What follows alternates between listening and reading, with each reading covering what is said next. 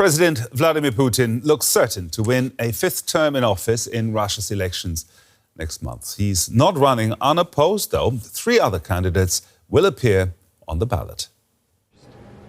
4 names will be on the ballot in Russia's presidential election. One of them is, of course, Vladimir Putin himself. He is widely expected to win a 5th term. Another candidate will be Leonid Slutsky from the so-called Liberal Democratic Party.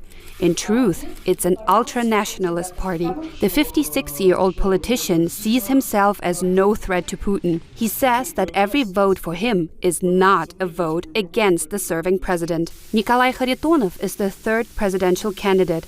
The 75-year-old is a member of the Communist Party. Although the Communist candidate typically takes 2nd place in the election, Kharitonov does not present a significant challenge to Putin. Then there's 39-year-old Vladislav Davankov, who ran unsuccessfully for Moscow mayor in 2023.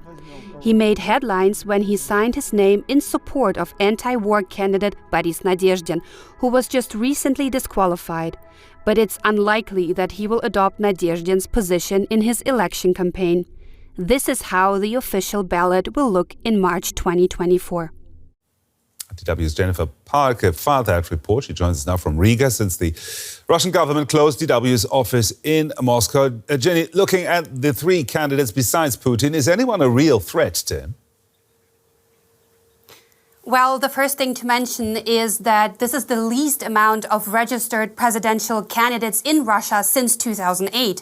In Russia's last presidential elections in 2018, there were 8 names on the ballot. So this makes it obvious that the Kremlin this time around made sure that no name on the ballot would be a real threat to Putin or harbor any anti-war sentiments. Leonid Slutsky and Nikolai Kharitonov were allowed to register because they're part of the so-called systematic opposition. That means that on the surface, they seem to be in opposition to Russia's ruling party. But in truth, they are encouraged to do so in order to keep up the pretense that there is a functioning opposition in Russia and in Russia's state parliament. As for Vladislav Davankov, well, it is highly unlikely that he will be a threat for Putin for 2 reasons. Firstly, he's politically relatively unknown across Russia, and he's a Russian businessman.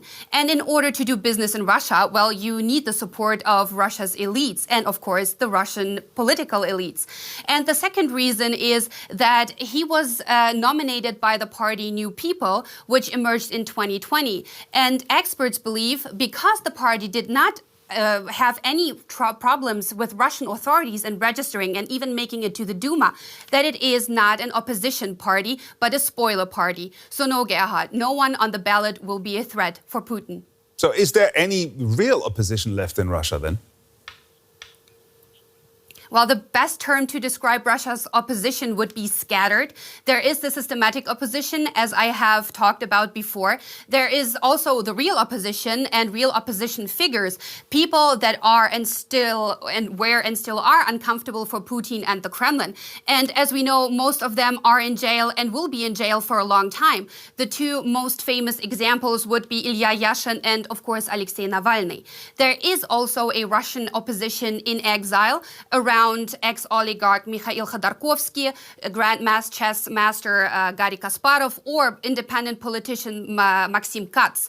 The problem with them is that they're in exile. They're not in Russia. So many Russians don't see them, don't see how they work. They don't trust them. And therefore, they don't really have any influence or very little influence on true Russian politics.